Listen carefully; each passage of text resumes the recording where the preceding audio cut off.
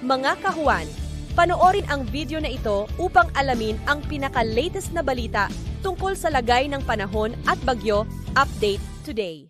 Narito rin ang ating pinakahuling satellite image kung saan easterlies ang nakakaapekto sa ating bansa. Mapapansin nga rin natin na sa ating kapuluan ay halos wala nga ding kaulapan tayong nakikita kaya fair weather conditions ang ating inaasahan.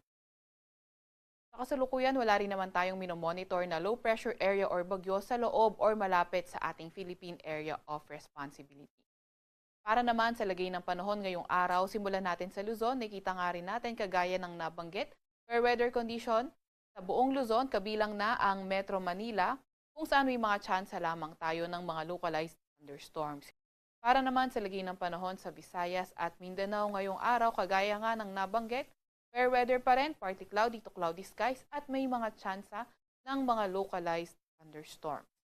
Nakikita nga rin natin na magpapatuloy itong fair weather condition sa Visayas at Mindanao until around Tuesday. Wala pa rin naman tayong nakataas na gale warning sa kahit anong dagat baybayin ng ating bansa. Base rin sa pinakahuling Climate Outlook Forum or sa pinakahuling nating Climate Forum, inaasahan nga natin ngayong buwan ng Marso ang 0 or 1 na bagyo na posibleng pumasok or mabuo sa ating Philippine Area of Responsibility. Kaya patuloy pa rin tayo mag-antabay sa mga ilalabas na update